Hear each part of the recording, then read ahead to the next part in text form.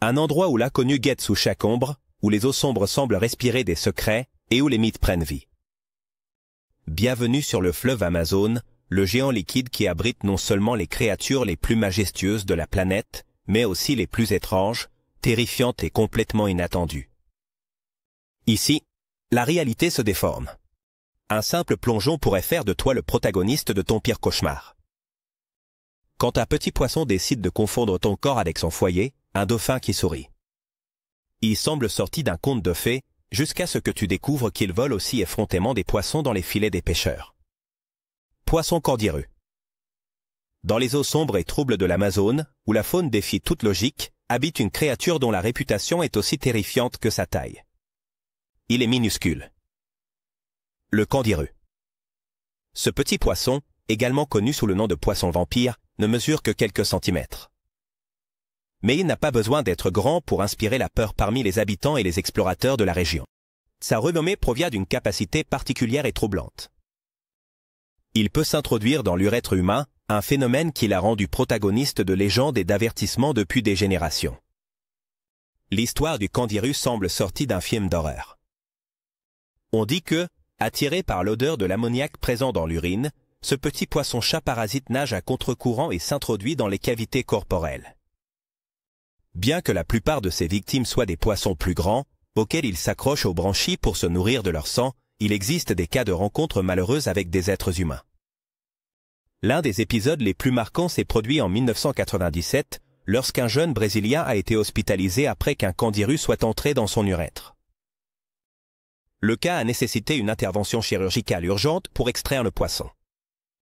Ce qui a laissé un mélange d'étonnement et de terreur parmi les médecins et les scientifiques. Cependant, cette capacité effrayante n'est pas sa seule caractéristique intéressante.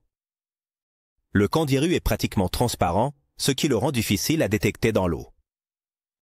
De plus, son corps allongé et flexible lui permet de se déplacer avec agilité, profitant de toute opportunité pour trouver un hôte. C'est un véritable maître de la furtivité dans l'un des écosystèmes les plus dynamiques et mortels de la planète. Cela dit, est-il vraiment courant qu'un cordiereux attaque les humains? La science a remis en question certaines de ces histoires, suggérant que les cas sont extrêmement rares et que le phénomène pourrait être exagéré par la peur et les légendes locales. Le biologiste marin Stephen Spott a consacré des années d'études au cordiereux, arrivant à la conclusion que nager à contre-courant de l'urine est physiquement improbable pour ce poisson.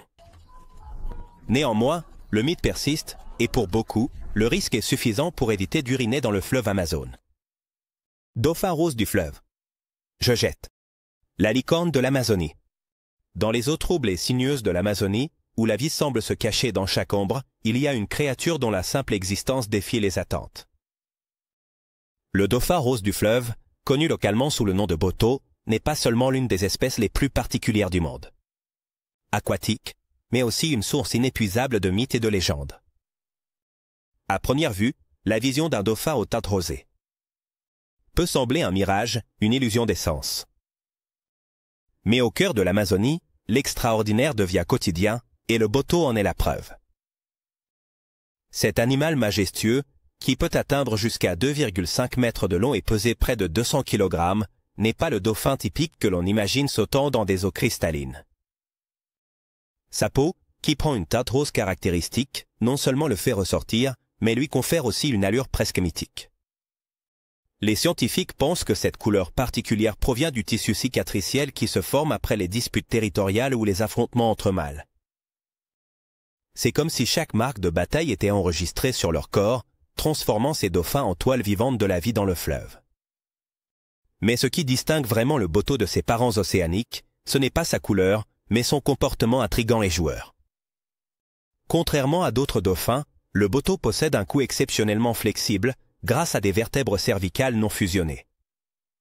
Cette adaptation lui permet de se déplacer avec une agilité impressionnante entre les arbres submergés et la dense végétation aquatique qui caractérise l'Amazonie pendant les inondations. Avec des mouvements élégants, il se glisse entre les branches comme un esprit du fleuve, apparaissant et disparaissant à volonté. Les pêcheurs locaux ont appris à connaître son caractère espiègle. Il n'est pas rare d'entendre des histoires de canoës mystérieusement poussés par en dessous de l'eau ou de filets de pêche pillés de poissons. Pour les habitants de la région, ces espiègleries ne sont pas seulement des actes d'un animal curieux, mais des preuves de la nature presque humaine du boto. Anguille électrique. Dans les eaux profondes et sombres de l'Amazonie, où la jungle semble dévorer chaque rayon de soleil, il y a une créature qui défie les lois de la nature. Elle-même, l'anguille électrique, Electrophorus electricus. Malgré son nom, ce n'est pas une véritable anguille, mais un poisson de la famille des Gymnotidae, et son plus grand atout est, sans aucun doute, sa capacité à générer des décharges électriques si puissantes qu'elles peuvent étourdir ou même tuer ses proies. Ce phénomène, qui semble digne d'un super-héros ou d'une machine futuriste, est un outil vital pour sa survie. Dans l'un des écosystèmes les plus hostiles et compétitifs de la planète. Imaginez-vous pénétrer dans les eaux troubles de l'Amazone, quand soudain, sans avertissement, un bourdonnement invisible secoue l'environnement. C'est ce que ressentent les poissons ou animaux malchanceux qui croisent l'anguille électrique. Cette créature est capable de produire jusqu'à 600 volts d'électricité, suffisamment pour abattre un cheval adulte, comme l'a observé Alexander von Humboldt lui-même. Lors de son exploration de la région au XIXe siècle. À cette époque, Humboldt a documenté un événement étonnant. Les chevaux, utilisés comme appât par les locaux pour attirer les anguilles, ont été frappés par des décharges si fortes qu'ils ont été paralysés et se sont noyés dans la rivière. Ce qui est le plus fascinant chez ce poisson, c'est comment il parvient à un tel exploit. L'anguille électrique possède des cellules spécialisées appelées électrocytes, organisées en 3 organes électriques principaux. L'organe principal, l'organe de Hunter et l'organe de Sachs. Ces organes fonctionnent comme de petites batteries biologiques qui, lorsqu'elles sont activées simultanément, déchargent une énorme quantité d'énergie. Ce système est si efficace que l'électricité produite peut être utilisée à la fois pour attaquer ses proies et pour se défendre contre les prédateurs. Mais son ingéniosité évolutive ne s'arrête pas là. L'anguille utilise également de petites décharges pour naviguer et communiquer dans les eaux sombres et chaotiques de l'Amazonie. La chasse de l'anguille électrique est un spectacle aussi impressionnant que redoutable. En localisant sa proie, l'anguille émet des décharges électriques de faible intensité qui lui permettent de détecter les mouvements et la position exacte de sa cible. Lorsqu'elle est suffisamment proche, elle lance une décharge de haute tension qui étourdit instantanément sa proie. Une fois que la victime est sans défense, l'anguille procède à la dévorer calmement. C'est une stratégie efficace et mortelle, qui lui a permis de survivre pendant des millions d'années. Loutre géante de rivière. Dans les vastes et énigmatiques eaux du fleuve Amazone, où le danger guette à chaque coin, il existe un prédateur aussi agile que redoutable, la loutre géante de rivière, Pteronura brasiliensis. Cette créature, connue localement sous le nom de loup de rivière, est une version agrandie et plus audacieuse de la sympathique loutre que nous avons l'habitude d'imaginer. Avec une longueur pouvant atteindre jusqu'à 2 mètres et un poids proche de 35 kg, cette espèce se distingue non seulement par sa taille, mais aussi par son comportement curieusement intrépide et sa présence remarquable en groupe. Imaginez un explorateur, naviguant en silence sur les eaux tranquilles de l'Amazone, s'attendant à rencontrer des piranhas, des caïmans ou des anacondas. Soudain, un son particulier brise le calme. Un mélange entre un aboiement et un grognement qui semble provenir de partout à la fois. Avant qu'il ne puisse réagir, une silhouette allongée et élancée émerge de l'eau, le fixant avec de grands yeux ronds et brillants. C'est une loutre géante, mais elle n'est pas seule. Un groupe entier apparaît autour de lui, nageant avec rapidité et précision, tout en l'observant avec un mélange de curiosité et d'autorité. C'est ainsi que les premiers explorateurs ont décrit leur rencontre avec cette espèce. Une famille entière de prédateurs aquatiques qui semblent agir comme une équipe parfaitement synchronisée. Les loutres géantes sont des créatures sociales par nature, et cette caractéristique est l'une des clés de leur succès en tant que prédateurs. Elles vivent en groupes familiaux pouvant aller jusqu'à 20 individus, composés de parents et de petits de plusieurs générations. Au sein de ce groupe, la collaboration est fondamentale. Ils patrouillent leur territoire comme de véritables gardiens de la rivière, chassent en équipe et protègent férocement les plus jeunes. Leur vocalisation, allant de cris aigus à des grognements graves, servent à communiquer constamment, alertant sur les dangers, coordonnant les mouvements ou simplement réaffirmant leur domination dans la zone. La chasse est une activité fascinante dans la vie des loutres géantes. Contrairement à d'autres prédateurs qui comptent sur les embuscades, ces loutres utilisent leur agilité et le travail d'équipe pour acculer leur proie. Leur régime alimentaire comprend des poissons, notamment des piranhas, et, parfois, elles n'hésitent pas à affronter de jeunes caïmans ou des serpents aquatiques. Elles utilisent leurs dents acérées et leurs puissantes mâchoires pour déchiqueter rapidement leur proie, démontrant une férocité qui contraste avec leur apparence enjouée. Requin bulldog. Dans un monde où les requins sont inévitablement associés aux océans et aux mers, il y en a un qui défie toutes les règles. Le requin bulldog, Karcharin leuca, avec sa capacité impressionnante à s'adapter à des environnements d'eau douce, a réussi à s'infiltrer dans des endroits où on ne s'attendrait jamais à le trouver, y compris le majestueux fleuve Amazone. Cette capacité unique en fait l'une des créatures les plus inattendues et dangereuses du plus grand écosystème fluvial du monde.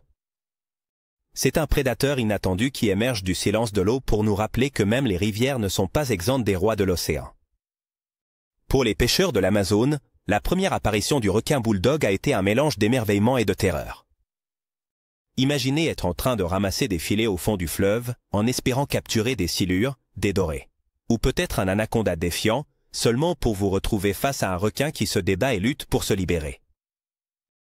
L'eau s'agite violemment, les filets se déchirent, et au milieu du chaos émerge une créature au regard froid et prédateur, un corps robuste comme un torpille et une mâchoire capable de couper chair et os en un instant. Les récits des premières rencontres sont rapidement devenus des histoires partagées autour des feux de camp, avec des avertissements explicites que le fleuve n'était plus seulement le territoire des piranhas et des caïmans. Ce qui rend le requin bulldog particulièrement fascinant, c'est sa capacité à vivre aussi bien en eau salée qu'en eau douce. Cela est dû à une adaptation physiologique unique. Son rein et ses glandes spécialisées sont capables de réguler les niveaux de sel dans son corps, lui permettant de survivre dans des environnements avec différentes concentrations de salinité. Ce trait ne le distingue pas seulement des autres requins, mais lui permet également de remonter les rivières et de s'adapter à des écosystèmes comme l'Amazone, le Gange et le Pacifique. Et le Mississippi. Il n'est pas rare de trouver le requin bulldog à des milliers de kilomètres de l'océan, naviguant furtivement dans des eaux douces qui semblent si sûres et paisibles. Cependant, le requin bulldog ne surprend pas seulement par sa résistance, il est également l'un des requins les plus agressifs du monde. Son tempérament territorial et sa préférence pour les eaux peu profondes le conduisent à interagir avec les humains plus fréquemment que d'autres espèces de requins. Dans l'Amazone, bien que les rencontres soient moins courantes que dans les zones côtières, sa présence est suffisante pour inspirer le respect parmi les habitants locaux. Les pêcheurs, conscients de ce à quoi ils sont confrontés, préfèrent libérer rapidement ces intrus, évitant ainsi des risques inutiles. Ce qui est terrifiant à propos du requin bulldog, c'est qu'il a été responsable de plusieurs attaques dans des zones d'eau douce à travers le monde. Tuer une tortue. Dans un coin du fleuve Amazone, où les eaux se confondent avec la végétation flottante. Et la lumière du soleil pénètre à peine, une créature repose, immobile, presque invisible. La tortue matamata, Chelus, fimbriata, est un parfait exemple de l'incroyable capacité d'adaptation que possèdent les habitants de cette vaste région. Avec son apparence de tas de feuilles mortes ou de branches submergées, cette tortue a perfectionné l'art du camouflage à un tel point qu'elle est pratiquement indétectable. Ceux qui l'ont vue dans son habitat naturel ne peuvent s'empêcher de se demander s'ils sont face à un animal réel ou à un morceau de l'environnement qui a pris vie. La matamata n'est pas comme les tortues que nous connaissons. Au lieu d'une apparence aérodynamique et ordonnée, sa carapace est couverte de protubérances et de sillons irréguliers, avec des teintes allant du brun au vert foncé, imitant à la perfection les débris organiques de la rivière. Sa tête est encore plus étrange, triangulaire, plate, et avec un museau allongé qui agit comme un tuba, lui permettant de rester immergé pendant des heures, tout en respirant depuis la surface sans presque bouger. C'est, littéralement, une créature conçue pour passer inaperçue. La stratégie de survie de la matamata est simple, mais incroyablement efficace. L'immobilité. Dans un écosystème où le moindre mouvement peut trahir une proie ou attirer un prédateur, cette tortue a choisi de rester immobile. Et attendre. Lorsqu'un poisson d'imprudence s'approche trop près, la matamata ouvre sa bouche de manière soudaine et violente, créant un vide qui aspire à la fois l'eau et sa victime en quelques millisecondes. Le poisson a à peine le temps de réagir avant d'être dévoré.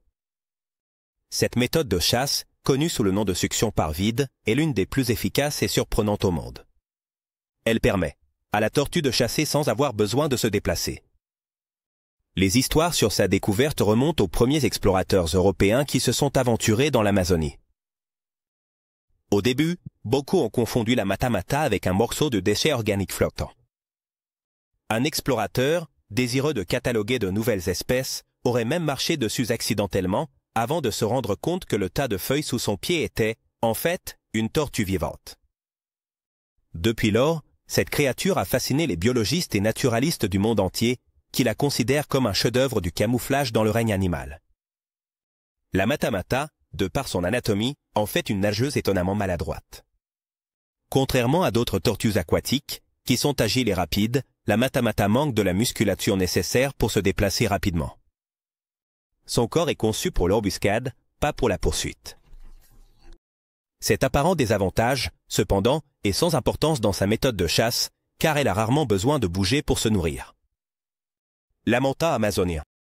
Au cœur de l'Amazonie, où le fleuve s'étend en une mer verte et où les sons de la jungle se mêlent au mouvement de l'eau, habite une créature qui semble sortie d'un conte de fées. Le Lamanta amazonia, Cheusiningui. Affectueusement connu sous le nom de vache marine, ce géant gentil glisse son énorme corps à travers les eaux. Avec un calme qui contraste avec la férocité qui caractérise de nombreux habitants du fleuve. Contrairement aux prédateurs et parasites qui règnent en Amazonie, le Lamanta amazonien est un herbivore pacifique, un symbole de tranquillité dans un environnement où tout semble vivre en alerte constante. Le lamantin d'Amazonie est la plus petite des 3 espèces de lamantin connues, mais pas pour cette raison. Moins impressionnant. Ils peuvent mesurer jusqu'à 3 mètres de long et peser près de 500 kg, bien que leur taille varie selon la disponibilité de la nourriture. Sa peau, d'une couleur gris foncé, est couverte de rides et de poils dispersés, lui donnant une apparence quelque peu préhistorique. Leur corps trapu et leurs nageoires arrondies semblent conçus davantage pour la flottaison détendue que pour la vitesse ou l'agilité. Le lamantin, en effet, est un être qui n'est pas pressé. Il consacre la majeure partie de son temps à se nourrir et à se reposer. Une routine qui reflète son style de vie sans stress. Dans les eaux troubles du fleuve, les lamantins se nourrissent d'une large variété de plantes aquatiques, consommant jusqu'à 50 kg de végétation par jour. Cet appétit insatiable ne leur permet pas seulement de rester en bonne santé, mais joue également un rôle vital dans l'écosystème amazonien. En se nourrissant de plantes, ils aident à contrôler leur croissance et maintiennent les canaux d'eau dégagés, permettant à d'autres espèces de se déplacer librement. Ainsi, le lamantin agit comme un jardinier silencieux de l'Amazonie, travaillant en harmonie avec son environnement. Ce qui rend le lamantin amazonien encore plus fascinant, c'est la quantité de légendes et de mythes qui l'entourent. Les peuples indigènes ont considéré cette créature pendant des siècles comme un être magique, associé aux esprits de l'eau et aux récits de sirènes. Selon l'une des légendes les plus connues, les lamantins étaient à l'origine des femmes qui avaient été transformées en créatures aquatiques comme punition pour avoir désobéi aux dieux. Cette connexion avec le mythe des sirènes s'est renforcée lorsque les explorateurs européens, épuisés et affamés. Après des mois de navigation, ils ont confondu les lamantins avec des êtres humains. La vision de ces animaux, émergeant lentement à la surface, avec leurs corps arrondis et leurs visages amicaux, a inspiré des récits de femmes de l'eau, qui se racontent encore aujourd'hui. Titanoboa dans les profondeurs de la jungle amazonienne, où les secrets du temps sont encore enfouis sous des couches de sédiments et de racines anciennes, une découverte a transformé tout ce que nous pensions savoir sur les créatures qui dominaient la Terre.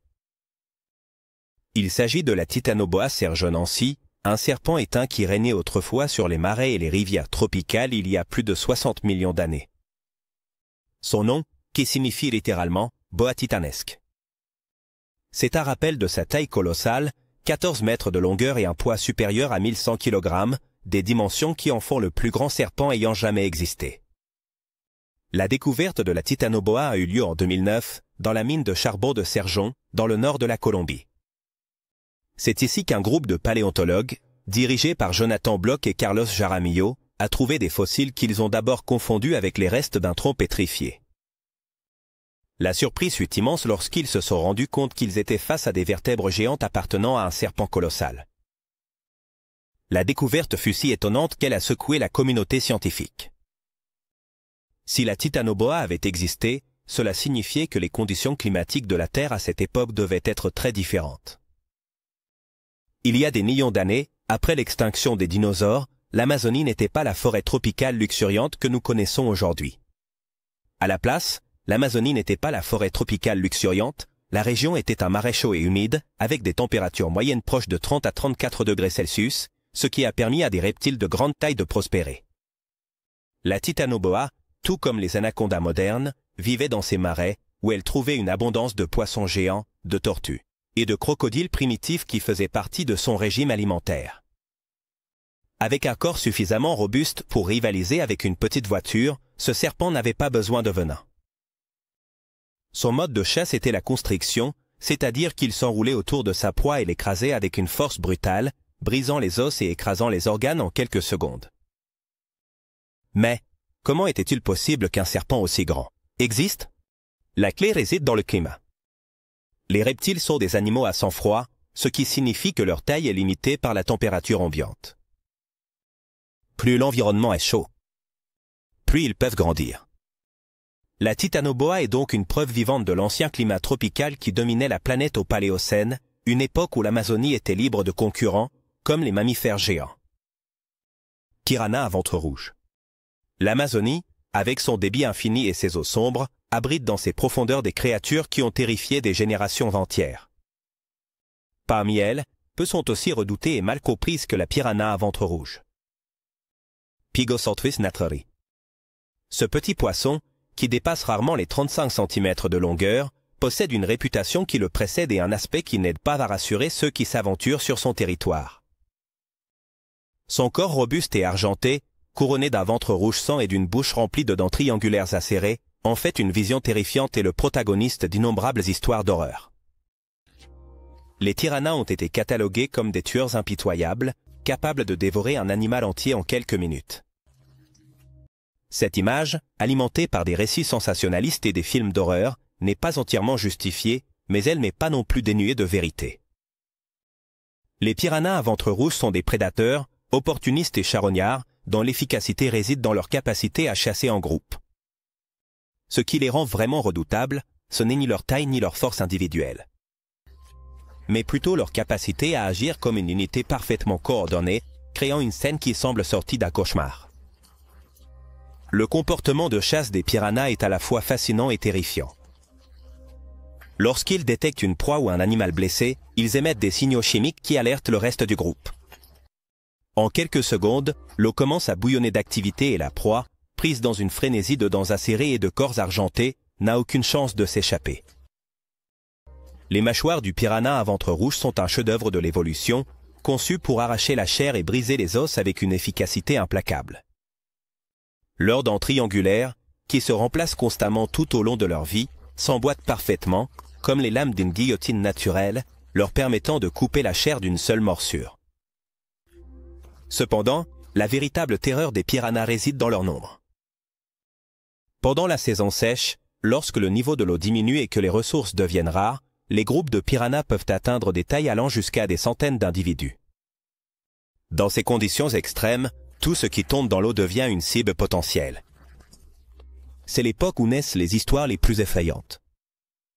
Des récits d'animaux traversant des rivières et dévorés jusqu'aux os en quelques minutes ont été racontés par des générations d'habitants de l'Amazonie. Et bien qu'ils soient souvent exagérés, ils contiennent un point de vérité troublant. La piranha à ventre rouge est que son agressivité peut être à la fois un avantage et un inconvénient. Tortue en mouvement. Dans les recoins les plus sombres et silencieux du fleuve Amazone, où la nature semble frôler le domaine du fantastique, il existe une créature qui a déconcerté explorateurs et scientifiques à la fois. Avec une étrange combinaison de traits, des mouvements hypnotiques et un éclat iridescent qui semble défier les lois de la physique, la tortue au mouvement fluide. C'est l'un des plus grands mystères de cet écosystème vaste et énigmatique. Il ne s'agit pas d'un mythe, bien que son existence semble souvent sortie d'une légende. C'est une créature réelle qui défie ce que nous comprenons de la vie en Amazonie. La première description documentée de cette tortue remonte au XIXe siècle, lorsqu'un explorateur britannique a relaté sa rencontre avec un animal qui, à première vue, semblait être une tortue commune. Cependant, en s'approchant, il est resté perplexe par ce qu'il a vu. La créature se déplaçait avec une fluidité non naturelle, comme si sa carapace et ses membres étaient faits d'un matériau liquide ou d'une membrane qui s'adaptait à son environnement. Pendant des années, cette histoire a été écartée comme une exagération, produit de la fatigue et des hallucinations qui accompagnaient souvent les expéditions dans la jungle. Mais avec le temps, d'autres récits similaires ont émergé, alimentant le mystère autour de cet animal. Ce qui distingue la tortue au mouvement fluide n'est pas seulement son apparence, mais aussi la manière dont elle se déplace. Alors que d'autres tortues sont connues pour leurs mouvements lents et maladroits, cette créature glisse dans l'eau avec une grâce presque éthérée, comme si elle flottait sans le moindre effort. Sa carapace, bien que rigide au toucher, semble acquérir une texture douce et malléable sous l'eau, ce qui lui permet de se déplacer avec une précision inhabituelle. Cette adaptation unique a conduit certains scientifiques à spéculer que la tortue pourrait posséder une structure musculaire extraordinaire sous sa carapace, ce qui lui confère cette mobilité exceptionnelle.